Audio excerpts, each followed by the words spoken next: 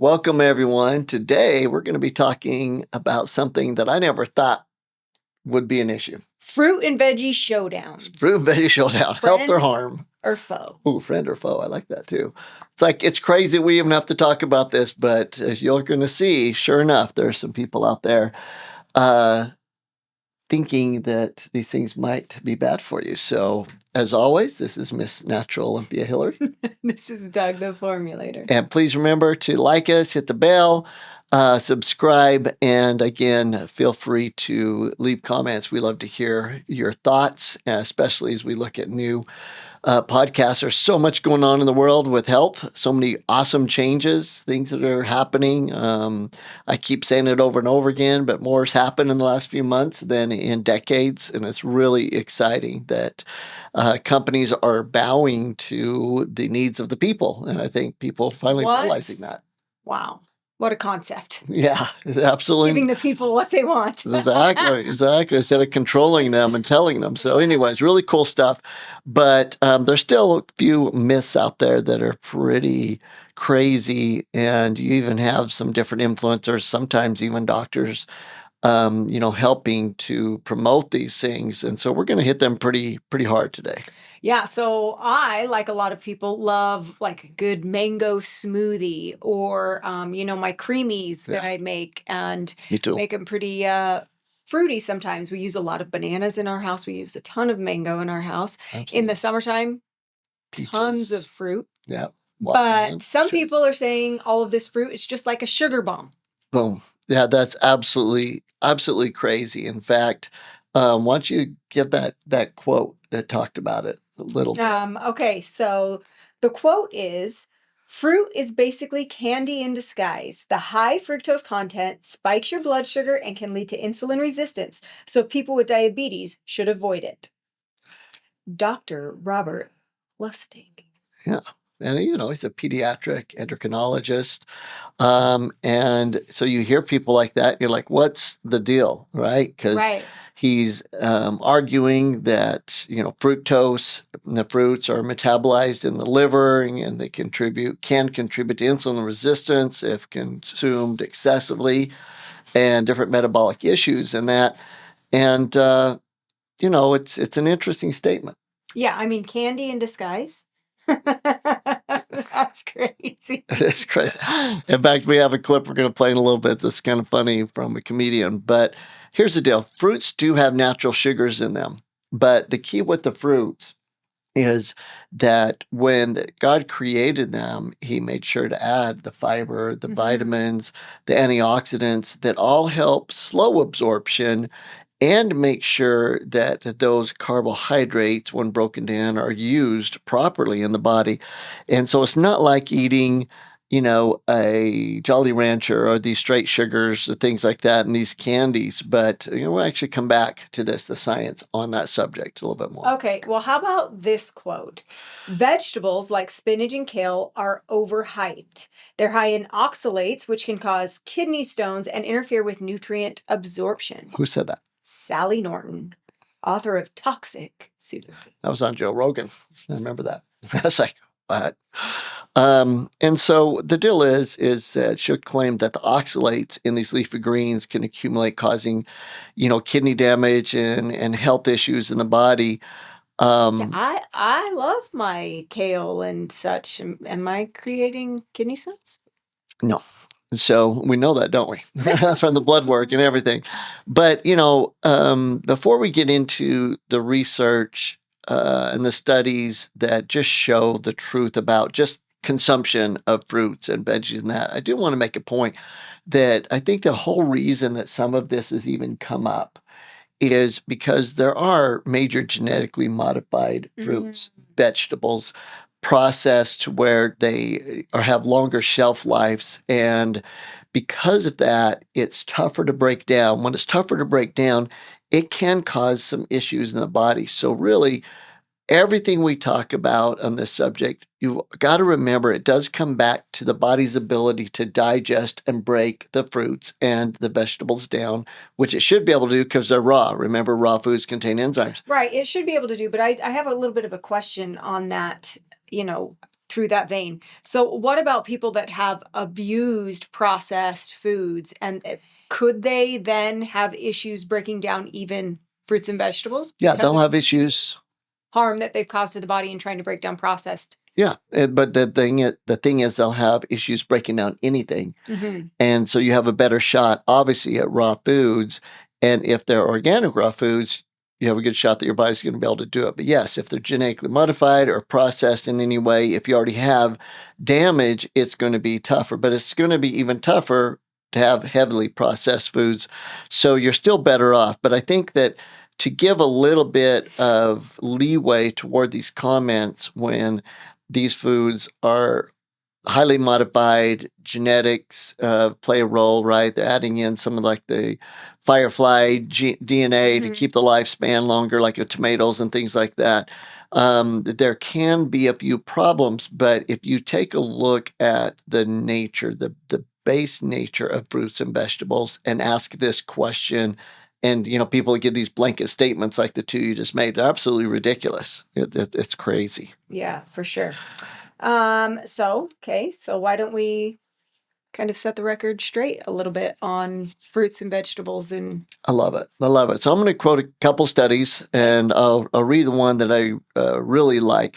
And this study was done of the effect of fruit on glucose control in diabetes, right? So straight up what he was talking about. So fruit with diabetics, what's the issue with that, right? And this is a meta-analysis, meaning there's a study done of a whole bunch of other studies, 19 randomized studies that it was checking out. It was published just a couple of years ago, 2023 in PubMed.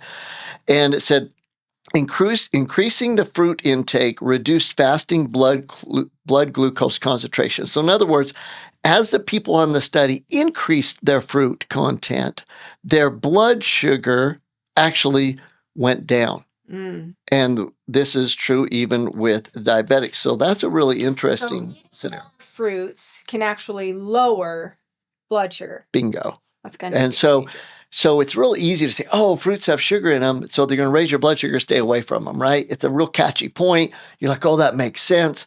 But look at the research. The research shows even in diabetics that it actually lowered it. And that being the case, here you have all of these antioxidants that help with the cells of the body, the blood cells, with the pancreas, all the areas that you're needing help with diabetes, and it's actually lowering blood sugar, okay? So this is with 888 people, the fasting glucose. They use fresh and dried fruits. But remember, when we're talking about dried fruits, they need to be purely dried without any of the, preservatives, sulfates, and things like that with it. And so that's one big factor. There was another one that was done where they actually, people were fruitarians, where they just only ate fruit. Wow. And their blood sugar over time lowered also. It was pretty crazy. No, that is really crazy. So tell us about the study with type 2 diabetes. Okay, so type 2 diabetes, what they found was this was a risk of type 2. So basically, if you're going fine and you're like start to have blood sugar issues, right? Which could be weight gain, which could just be mood swings, which could be low energy. A lot of people don't understand that there's that transition as you're starting to get diabetes. And it was that group of people. Now, this is what's interesting. 3.4 million people, and they show people with a higher whole fruit consumption, apples, blueberries, grapes, is linked to a lower risk of type 2 diabetes. Okay. Wow. So that is crazy. And there was one exception to that, though. Yeah. So fruit juice, right? That increased diabetes risk due to the higher sugar content and then the lower fiber content. Absolutely. So the fiber is really a key component when we're talking about fruit consumption. 100%. And that was interesting, right? So if you pull the nutrients, especially the fiber out, then you can have that problem.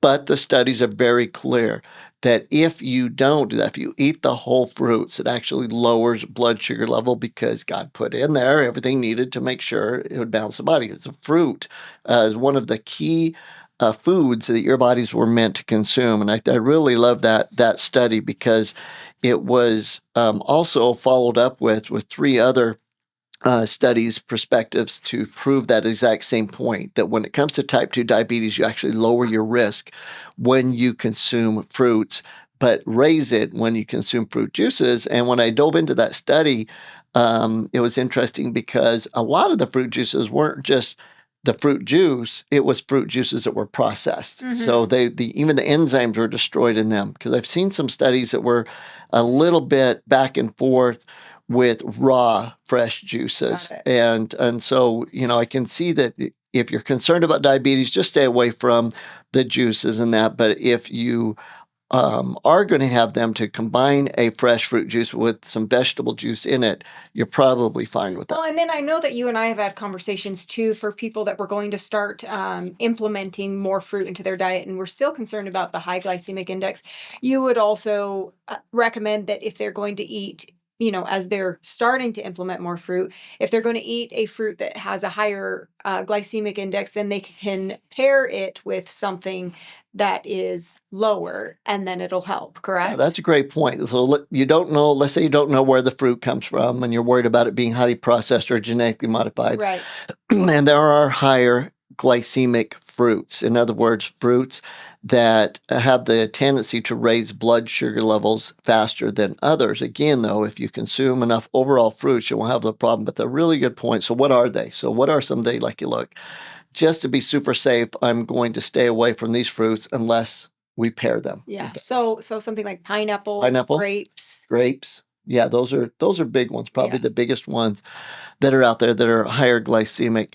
But again, if you have good forms of them and you're pretty sure they're organic or grown locally, then you're in good shape. But that's a good thing to kind of put into play there. If you are going to have the higher glycemic ones and you're worried about it, combine them. Really, really good point. You could also combine it with something like an organic oatmeal or just other berries, that kind of thing. 100%. So with any fiber. Yes. Right? Right. When we're going to play this reel for you here, it's kind of funny. I didn't know you knew this guy. This comedian. He's so funny. And he's clean, which is hard to come by these days. That's true. Let's play this real quick. I did is I was starting to eat fruit instead of candy. And I told someone that, and they were like, you got to be careful with fruit. There's a lot of sugar in fruit. I was like, well, I'll let you know when we hit that point. It's like, let me meet your fat fruit friends. I'd love to meet them. So my favorite thing is like legit. You never know of someone that's like, oh, I ate too much pineapple and they're obese, right? Like you never met an obese person that all they had was pineapple or all they had was peaches or all they had was that. Like, I mean, kind of funny. It is kind of funny. Is like that just doesn't happen if people only eat fresh raw foods. You're not going to see ill health with them. So it kind of makes sense. And I love that take, kind of a fun take on it. So let's jump to vegetables. Okay. So veggies are kind of the unsung hero of our plates, right? Like the more colorful, the crunchy, they're just so good for you. So what are the warnings all about? Yeah, that's all true. We've all been raised, or at least been around families, even if it wasn't your personal one, that like that is the centerpiece. Yeah, like eat more vegetables. Eat more vegetables, right, Grandma? And just like, why would that be the case? And now you have people that are claiming the opposite, that they're bad for you and stuff. And look, here's my take on the people claiming veggies are bad for you. They just want attention because it was like, it's true. Because if you take a look at it for so many years, no matter what diet you were part of, like I don't care if you're intermittent faster, you're a carnivore, you're a vegetarian, right? Whole food, they all had one thing in common. And I used to teach this from stage. The one thing in common that everyone agrees with is vegetables. Right? Because there's some people even on the fruit thing, right? That's not uncommon to say that about fruit, although they're wrong.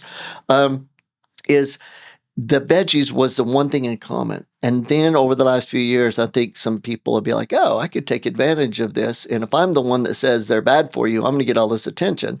And it's true. That's what happened. But I truly believe that's it because it's absolute joke. about vegetables. It is truly just like you were taught and your grandparents taught you What's the importance of the that. concept of the oxalate issue? So, and that does come back to, as we mentioned, the highly processing of the foods and genetic modifications of them, because there are some things in vegetables like oxalates and that if the body breaks them down, they're actually beneficial to the body. But if the body has a hard time breaking them down, then they can build up in the body. And so the concept of that is, that vegetables are bad for you. No, undigested vegetables in the right form with the right specific chemistry in the body, pH, that can cause issues. But if they're broken down, they're not. So let's talk about some actual real findings here. High fruit and vegetable intake is linked to reduced risk of chronic diseases like cardiovascular disease, certain cancers, and cognitive decline. Vegetables like cruciferous vegetables, your broccolis, your kales, are linked to lower cancer risk due to their fiber and their phytochemicals. And that specific cruciferous vegetables are some of those that are being attacked right now, like the kale and the broccoli, right? Yeah. And then what about the fiber in vegetables? It slows nutrient absorption, stabilizing blood sugar, and supporting the gut health. And what we mean by slowing nutrient absorption is more like giving the chance for the nutrients from the vegetables to be absorbed, right? Interesting.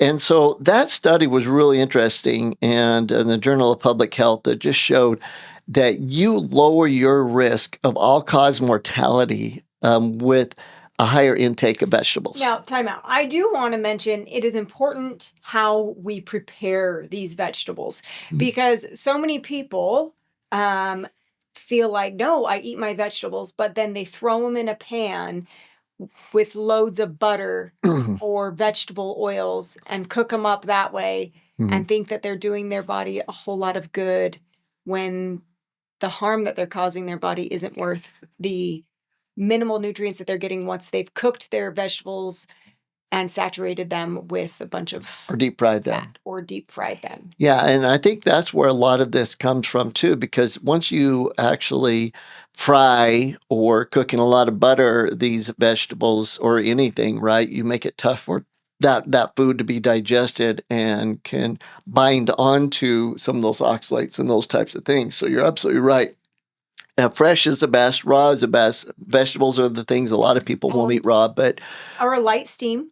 A light steam is great. And chew, chew, chew, chew, chew. Right. The whole point is that we need to break open those membranes so that we can release the enzymes so that they can actually be digested. So chewing your vegetables is essential. That's super essential. And the thing is that as we age, one of the markers that really contributes to how fast people age, how fast disease comes on in that, is the artery walls and their hardening of the arteries, right? And it's because many times, most of the time, a lack of two things. One is movements, exercise, but the other is foods that have a lot of nitrates in them. And guess what? You can only get nitrate foods from mainly vegetables, a little bit of fruits. You need to have fruits and vegetables in your diet to be able to provide nitrates that increase what's called nitric oxide that keeps the blood vessels more permeable and expand. And there's a study done. It was a Korean Journal of Family Medicine. It's interesting. A lot of these studies are coming from other countries because of different issues in America of blocking them and that. But anyways, it was a study that was done with fruits and vegetables, the combined intake.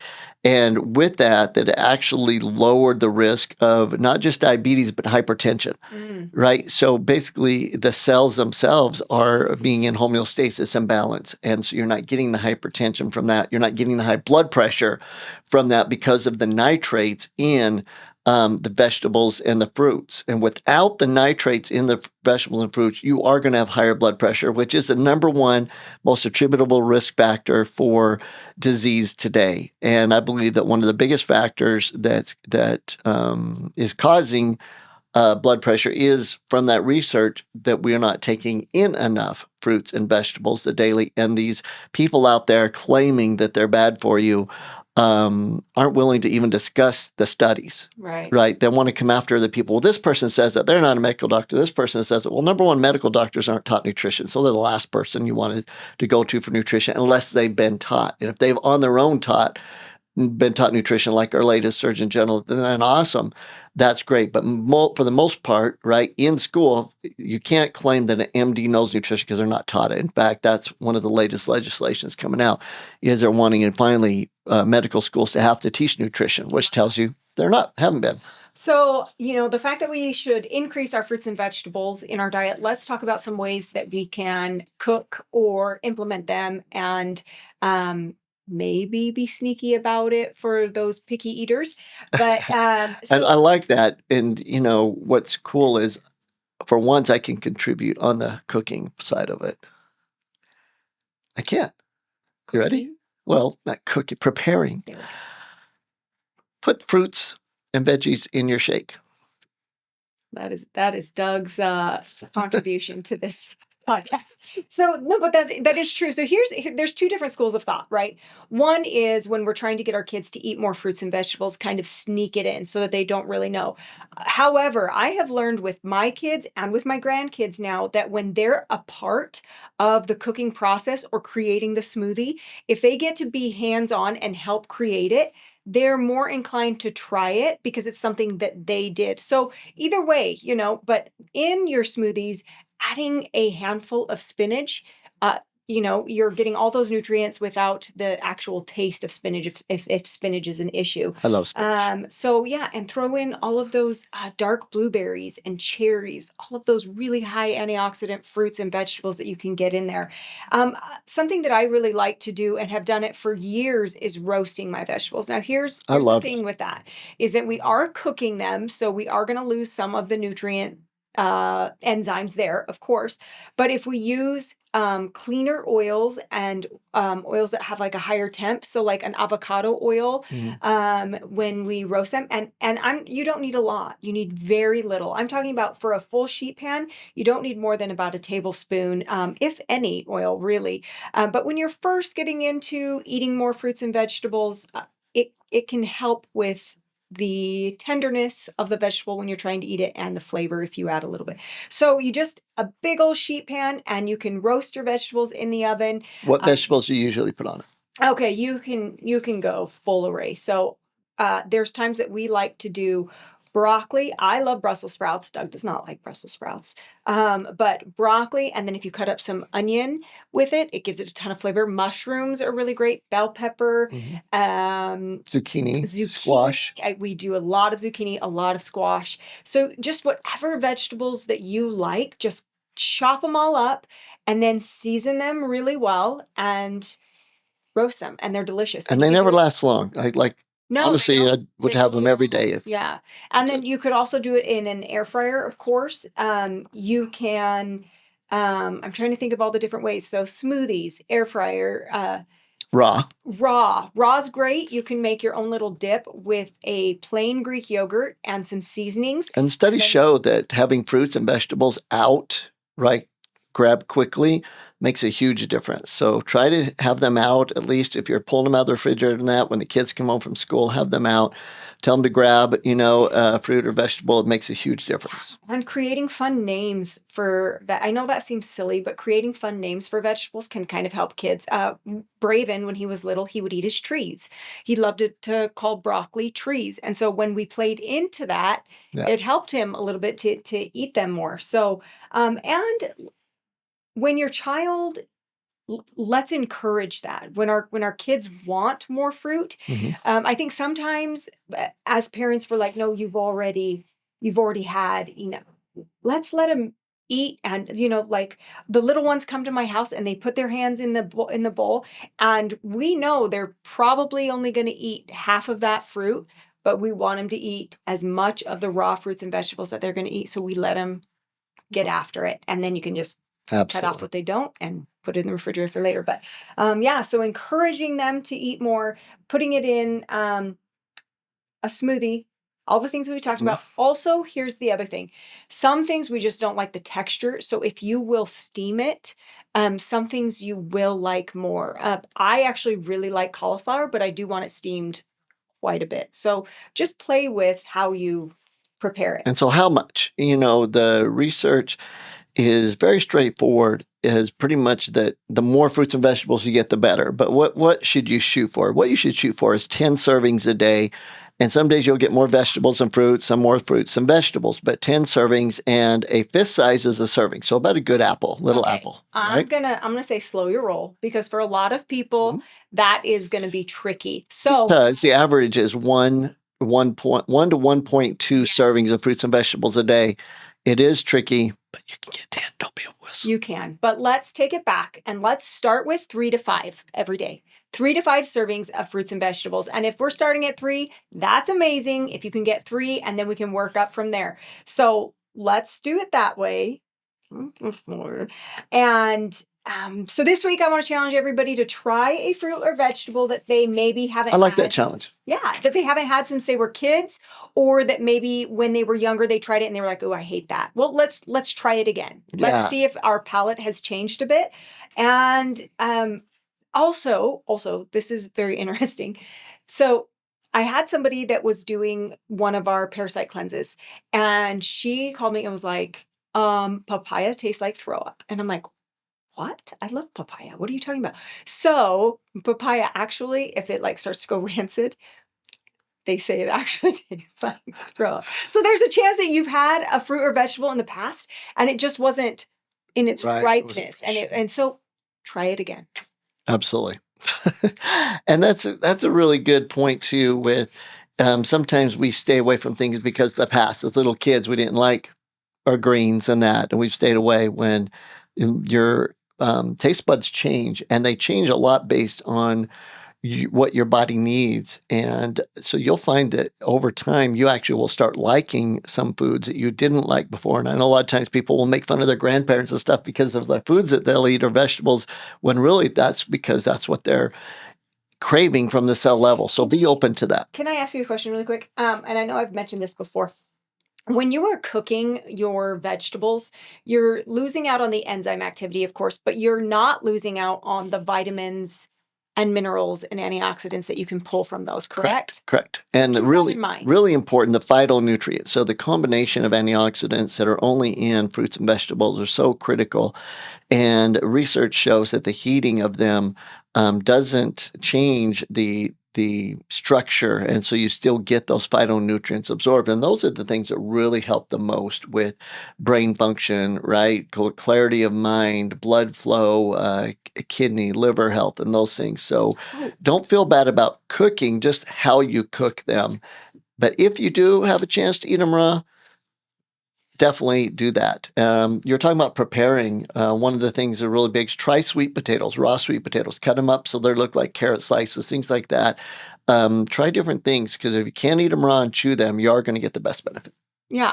Also, a lot of people have dehydrators, and that's how they get a lot of their different vegetables in too. So give that a shot, especially when it's out of season, right? Yep, absolutely. So let us know what you think about this, and love to hear some of you have heard about don't eat fruit because it raises your blood sugar, or don't even eat your vegetables.